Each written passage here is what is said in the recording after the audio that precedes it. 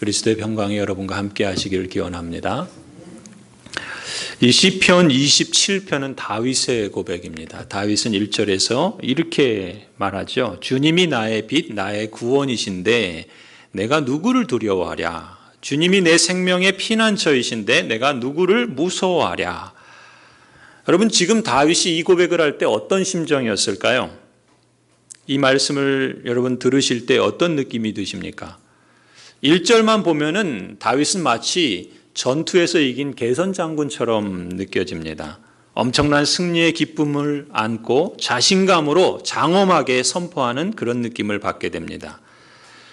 그런데 다른 한편으로 저에게는 이 다윗의 고백은 다르게 정반대의 느낌으로 다가옵니다. 다윗은 지금 개선 장군처럼 기쁨과 환희 속에서 말하고 있기보다는 오히려 뭔가 엄청난 두려움과 무서움 속에 심하게 떨고 있다는 느낌을 받게 됩니다. 더군다나 시편 27편 전체를 읽어보면 다윗이 한 표현들을 주의 깊게 들여다보면 다윗이 당시 처한 상황을 우리가 알 수 있는데 그 상황들은 두려움을 주는 그런 상황들이었습니다. 그래서 1절을 다시 읽으면 그렇습니다. 내가 누구를 두려워하리요? 내가 누구를 무서워하리요? 마치 다윗은 자신감 있게 표현하는 것 같지만 어쩌면 그 반대인지도 모릅니다. 난 아무것도 무섭지 않아. 난 하나도 두렵지 않아. 이렇게 두렵지 않다고 큰 소리 치는 사람일수록 사실 그 마음에는 두려움이 있는 거죠. 무서움이 있는 겁니다. 실제 2절을 보면 다윗이 처한 상황을 우리가 좀 더 구체적으로 알 수 있어요. 나의 대적자들, 나의 원수들, 저 악한 자들이 나를 잡아먹으려고 다가왔다. 다윗은 이렇게 표현합니다. 다윗은 우리가 어떤 상황인지 구체적으로 알 수는 없지만 적어도 그의 대적자들이 있었고 그의 원수들이 있었고 그리고 그 원수들이 악을 행하면서 다윗을 잡아먹으려고 호시탐탐 노리면서 다가왔다라는 것을 짐작할 수 있습니다. 어떻게 쓰든지 다윗을 치려고 하는 자들이 기회만 잡으면 그를 집어삼키려고 노리고 있는 그런 급박한 위기 상황에 있었던 것이죠. 3절도 그렇습니다. 군대가 나를 치려고 애워싸도 나는 무섭지 않네. 용사들이 나를 공격하려고 일어날지라도 나는 하나님만 의지하려네. 군대가 자신을 치려고 한다 그럽니다. 한두 명이 자기를 공격하는 것이 아니라 때로 몰려와서 다윗을 공격하려고 목전에서 달려드는 그런 상황입니다. 용사들이 자기를 공격하려고 일어났다라고 표현을 하고 있습니다. 그래서 어떤 구약학자는 지금 이 상황이 아마도 다윗의 아들 압살롬이 이 아버지 다윗을 죽이고 그 권력을 취하려는 쿠데타 상황을 우리가 성경에서 볼 수 있는데 그 아들에게 다윗이 쫓기고 있는 상황이었다라고 그렇게 추측하기도 합니다. 10절도 보면은 다윗이 이렇게 말하죠. 나의 아버지와 나의 어머니는 나를 버려도 아버지와 어머니는 가장 신뢰할 만한 존재 아닙니까? 그런 존재조차도 믿을 수 없는 그런 지경에 있다라는 것입니다. 12절도 그렇죠. 그들이 거짓으로 증언하고 폭력을 휘둘러서 나에게 대항해 오니 내 목숨을 내 원수의 뜻에 내맡기지 마십시오. 자기 이익을 위해서라면 남이 어떻게 되든 거짓 증거도 서슴지 않고 악을 일삼으면서 자신을 치려는, 다윗을 치려는 그런 위급한 상황 가운데 있었던 것을 보게 됩니다. 그럼 두렵지 않겠습니까? 무섭지 않을까요? 이런 상황인지라 다윗이 아무리 하나님 마음에 합한 사람이라 그런 별명을 갖고 있다 할지라도 두렵고 떨리는 마음을 느끼지 않았다고 생각하기는 것은 무리라고 봅니다. 하나님의 마음에 합한 사람이라고 근본적으로 우리와 다르진 않죠. 근본적으로 그 사람은 태어나면서부터 그런 사람이었는가? 그렇지 않을 겁니다. 아무리 믿음이 강한 사람도 안팎에서 두려운 일이, 무서운 일이 닥치면 거기에 떨고 두려움을 느끼는 것이 사람의 자연스러운 모습이지 않겠습니까? 사실 우리도 그렇습니다. 두려움이 우리 인생에 찾아올 때가 있어요. 그리고 그 두려움은 언제든 우리를 흔들어 놓을 수 있습니다. 우리의 믿음을 흔들어 놓고 우리의 삶을 송두리째 무너뜨릴 수 있습니다. 우리가 사는 현실이 그렇습니다. 우리가 날마다 듣는 소식이나 뉴스들은 결코 새롭지가 않아요. 우리를 다 두렵게 하고 무섭게 하고 마치 두려움 안에 우리를 가두어 놓고 거기서 못 벗어나게 하려고 하는 그런 느낌마저 듭니다. 눈 뜨고 이 세상 돌아가는 형편을 보면 두려움을 느끼지 않을 수 없는 그런 현실을 우리는 살아가고 있습니다. 그렇다면 이 두려움을 어떻게 해결할 수 있는가? 우리가 어떻게 이것을 극복하며 나아갈 수 있는가? 오늘 다윗의 고백을 자세히 읽어보면은 또 다른 면을 볼 수 있어요. 다윗이 처한 두려움의 그 무서운 상황들을 우리가 보는 반면에 다른 한 측면에서는 그의 다윗의 말에서는 보통 사람들과는 다른 점도 우리가 발견할 수 있다는 것입니다. 그것을 다 한마디로 표현하면은 신앙의 고백이라 이렇게 말할 수 있을 겁니다. 1절부터 3절까지를 이렇게 풀어서 말할 수 있으리라 봅니다. 다윗의 고백이죠. 하나님은 캄캄한 밤과 같은 위기 속에서 나에게 빛을 던져주시는 분입니다. 절망 중에서 나에게 구원의 밧줄을 던져주시는 분입니다. 그러므로 내가 누구를 두려워하겠습니까? 아무리 환경이 무서워도 하나님이 계시니 내가 누구를 두려워하겠습니까? 내가 살거나 혹 죽을지라도 내 생명의 능력은 하나님 손에 있는데 내가 누구를 무서워하겠습니까? 다윗은 그런 고백을 하고 있는 겁니다. 성도 여러분, 사실 다윗은 두려움으로 덜덜 떠는 마음을 억제하기 힘든 상황에 있었습니다. 그럼에도 불구하고 그의 고백은 두렵지 않다라고 말로 표현합니다. 두려워서 그런 것이죠. 무서워서 그런 겁니다. 2절에서도 나의 대적 나의 원수들이 나를 잡아먹으려고 다가온다 그럽니다. 그러나 결국 그들은 비틀거리며 넘어졌다 표현합니다. 전반부만 두려움과 무서움으로만 표현하지 않고 그 후반부에 그의 믿음의 신앙 고백들이 담겨 있죠. 3절도 그렇습니다. 군대가 나를 치려고 에워싸도 나는 무섭지 않네. 용사들이 나를 공격하려고 일어날지라도 나는 하나님만 의지하려네. 다윗은 그가 보는 현실과 또 그가 입으로 고백하는 말이 다른 것을 우리에게 보여줍니다. 그럼 어떻게 현실을 통해서 마음으로 떨고 있는 사람이 그 입으로 아니 그 마음으로 떨지 않는다 말하고 그렇게 표현할 수 있을까요? 다윗은 스스로 거짓말하고 있는 걸까요? 다윗은 자기 모순에 빠져 있는 걸까요? 실상은 아닌데 말만 그럴듯하게 하는 걸까요? 저는 지금 다윗이 처한 상황이나 분위기로 봐서 그가 떨고 있다는 것을 부인할 수가 없습니다. 동시에 다윗이 그 상황 속에서 고백하고 있는 말들이 정말 다윗의 진정성 있는 고백이라는 것도 부인하기 어렵다 봅니다. 여기서 우리는 다윗의 모습, 특별히 두려움, 불안, 스트레스, 염려와 같은 사람들이 겪는 이 두려움을 대하는 다윗의 자세를 발견할 수 있다고 봅니다. 마음속으로는 떨고 있으면서 나는 절대 두렵지 않다 고백하는 것은 거짓말이거나 모순이 아니라는 거죠. 왜 그런가 하면은 다윗이 느끼는 것과 다윗이 믿는 것이 다르기 때문에 그렇습니다. 여러분, 우리는 느끼는 것을 믿는 것으로 그렇게 일치하며 살아가는 그런 모습을 보일 때가 있습니다. 내가 지금 느끼는 것이 그것이 실제로 내게 그렇게 이루어질 것이다 라고 믿는 것이죠. 그래서 많은 심리학을 가르치는 사람들은 우리가 어떻게 스트레스를 극복하고 어떻게 두려움을 해결해 나갈 수 있는가, 이미 오지도 않은 그 일을 왜 그것을 먼저 있는 것처럼 그것을 우려하느냐, 그것이 오지 않을 거다 그렇게 믿으라 라고 강조합니다. 느끼는 것은 그냥 느끼는 것이지 사실이 아니다 라고 부인하라는 것입니다. 거절하라는 것입니다. 그런데 다윗은 그렇게 접근하지 않습니다. 다윗은 자신이 느끼는 것을 부인하지 않아요.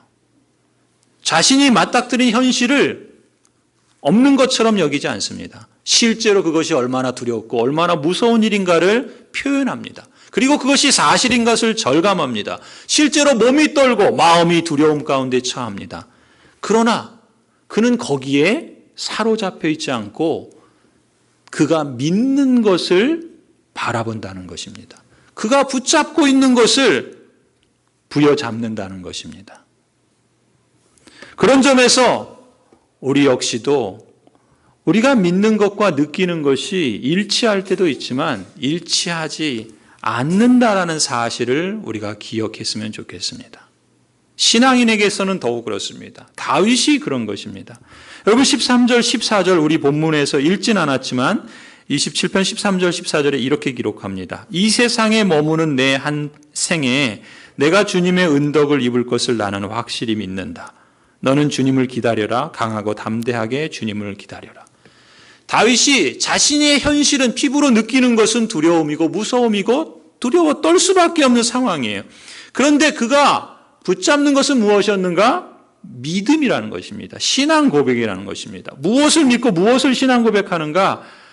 언약의 하나님을 믿고 그 하나님에 대해서 신앙을 고백하는 것입니다. 다윗은 느끼는 것에 자신을 맡기지 않고 언약의 하나님께 자신을 맡기기로 선택한 것입니다.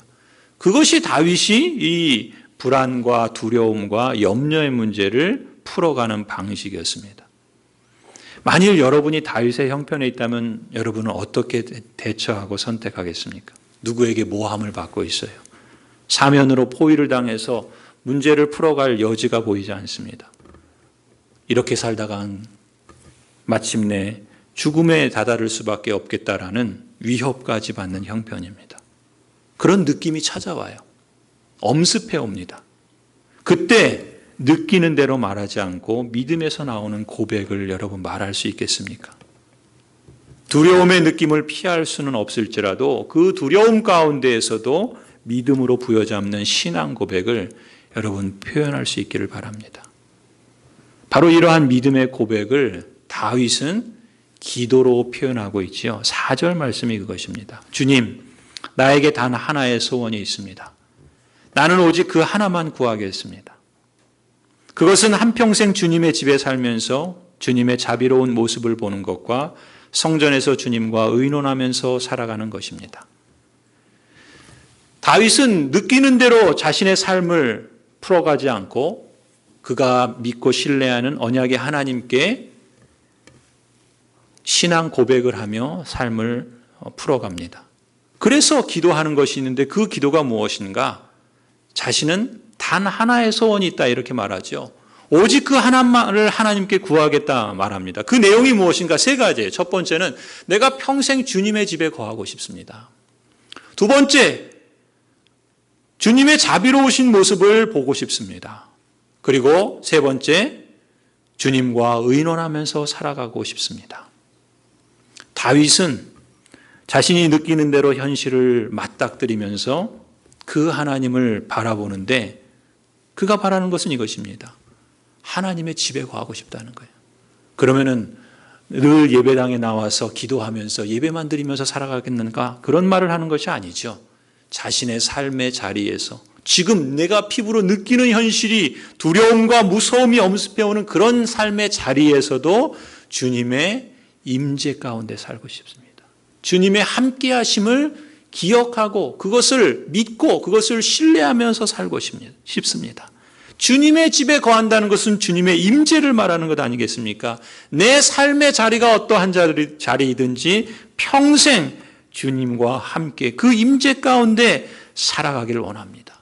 내 형편이 잘 풀릴 때도 하나님의 임재 아래 있음을 잊지 않고 내 삶의 두려움이 나를 죽음의 위협으로까지 치닫게 한다 할지라도 그 자리에서 주님의 함께 하심을 잊지 않고 살아가기를 원합니다.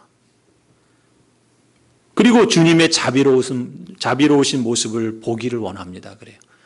주님의 자비로우신 모습을 보겠다라고 하는 것은 이 영어 표현에서는 주님의 자비로우심에 응시하겠다, 눈을 고정시키겠다라는 말입니다. 히브리서에 말하는 것처럼 우리 믿음의 창시자요 완성자이신 주를 바라보라 하는 것처럼 다윗은 지금 피부로 느낄 때는 그 몸으로 느낄 때는 보이는 현실은 자신을 두렵게 하고 떨게 하는 그런 상황입니다. 그런데 자신의 믿음의 눈으로는 보아야 할 것이 있는데 응시해야 할 것이 있는데 주님의 자비로우심이라는 겁니다. 그 상황 속에서도 여전히 일하시고 역사하시는 하나님의 신실하심과 자비로우신 그 모습을 내 눈으로, 믿음의 눈으로 고정하여 보는 것을 기도로 표현하고 있습니다.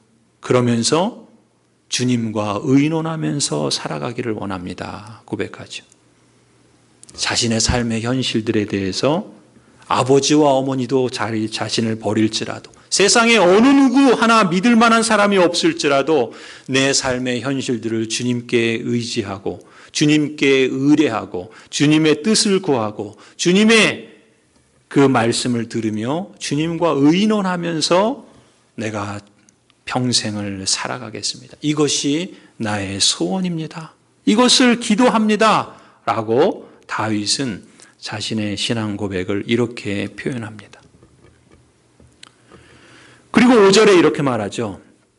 재난의 날이 오면 주님의 초막 속에 나를 숨겨주시고 주님의 장막 은밀한 곳에 나를 감추시며 반석 위에 나를 올려서 높여주실 것이니, 다윗은 이러한 하나님을 신뢰하고 있는 것입니다.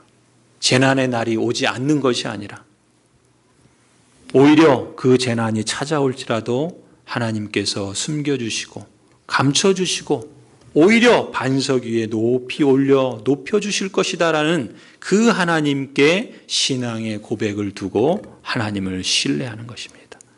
그래서 6절에 보면 이렇게 말하죠. 그때 나는 나를 에워싼 저 원수들을 내려다보면서 머리를 높이 치켜들겠습니다. 주님의 장막에서 환성을 올리며 제물을 바치고 노래하며 주님을 찬양하겠습니다. 인생에서 진정한 승리의 노래를 부르는 사람이 누군가? 느끼는 대로 사는 사람이 아니라 믿음으로 신앙 고백 가운데 사는 사람이라는 것입니다. 자신을 애워싼 원수들이 그를 잡아먹으려고 그렇게 공격해 오는데 하나님께서 행하신 일들은 무엇인가? 오히려 하나님께서는 그 다윗을 높이 올리셔서 자기를 죽이기 위해서 달려드는 사람을 내려다보게 하실 것이다. 주님의 장막에서 환성을 올리며 하나님을 예배하고 찬양하게 할 것이다. 하나님께 감사 예배를 드리고 여호와를 찬송하겠노라, 그렇게 고백하며 다짐합니다. 성도 여러분, 다윗에게서 두려움을 다룰 수 있는 능력은 그의 느낌이나 감정이나 그의 지식에서 나온 것이 아니라 하나님에게서 온 것을 주목할 필요가 있습니다.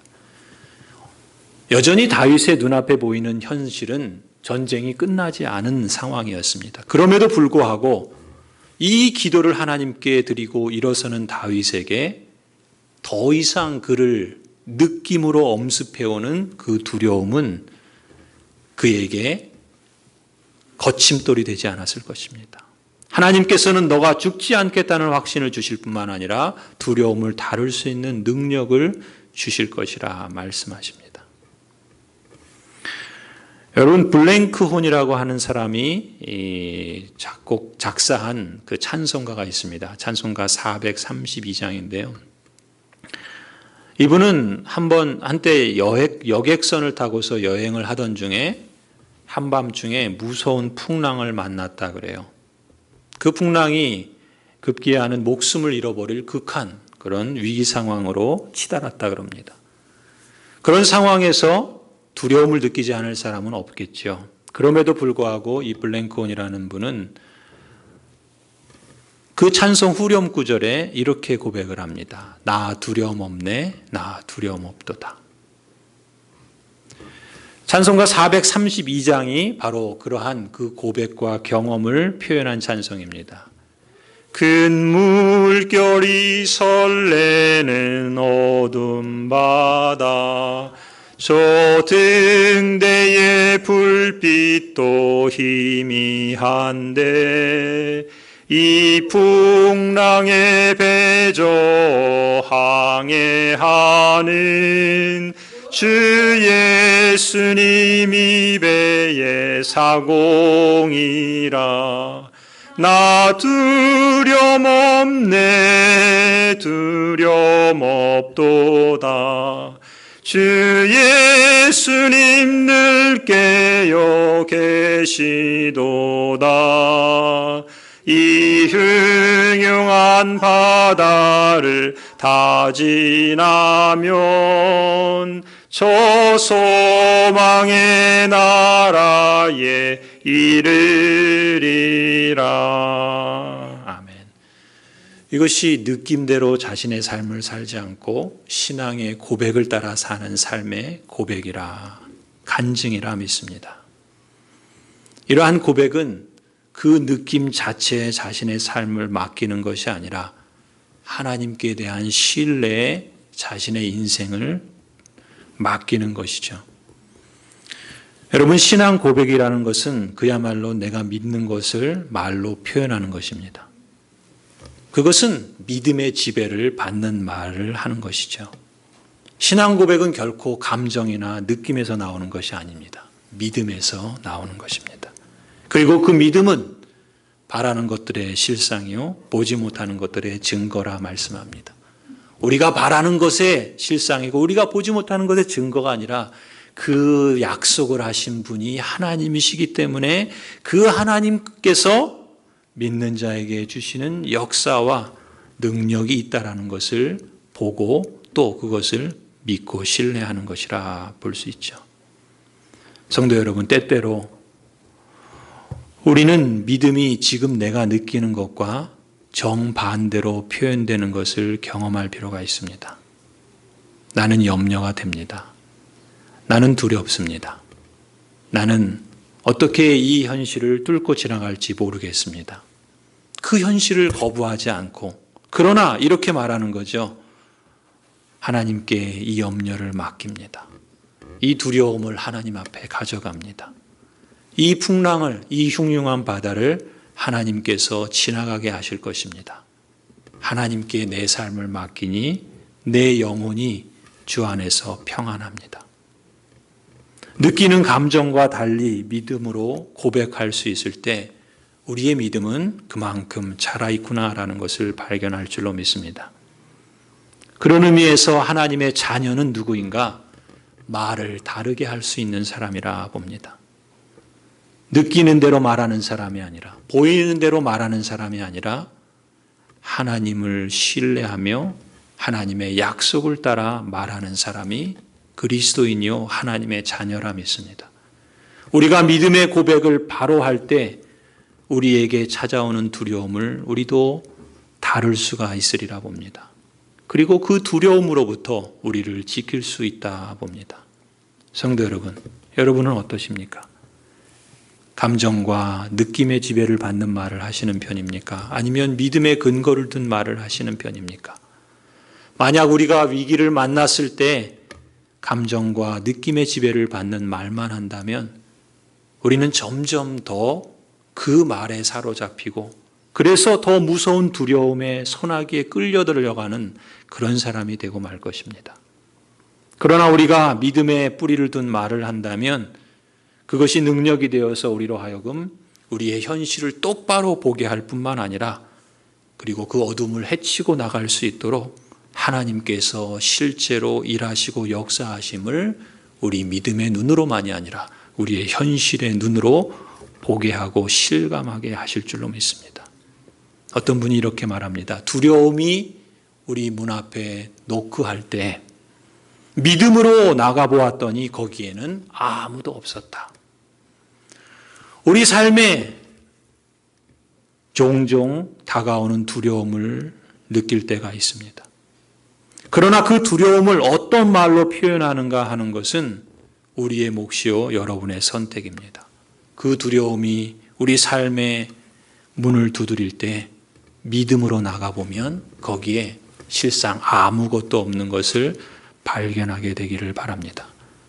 다윗은 하나님의 말씀을 따라서 자신이 믿고 있는 바를 그렇게 고백할 줄 알았고, 그리고 그 위기 속에서 하나님의 임재를 사모하고 하나님의 자비하심에 자신의 눈을 응시하고 하나님께서 친히 역사하시고 또 하나님께서 친히 그 두려움을 이기게 하실 것을 바라보며 그 믿음의 길을 걸어갑니다. 저와 여러분이 그러한 삶이 되기를 원합니다. 때로 우리의 몸과 우리의 마음은 현실의 여러 가지 일들로 인해서 떨고 있을지라도 하나님께 신뢰함으로 그 두려움 속에서 부여잡은 신앙의 고백을 통하여 우리 자신을 지킬 수 있을 뿐만 아니라 하나님께서 그것을 이기게 하시는 것을 실감할 수 있기를 바랍니다. 선하신 하나님의 능력이 저와 여러분 모두를 이 믿음의 길로 인도해 주시기를 간구합니다. 이 예배의 자리가 그 믿음의 고백을 키우고 삶으로 연결시키는 그러한 복된 자리가 되기를 주님의 이름으로 간절히 축원합니다. 기도하시겠습니다.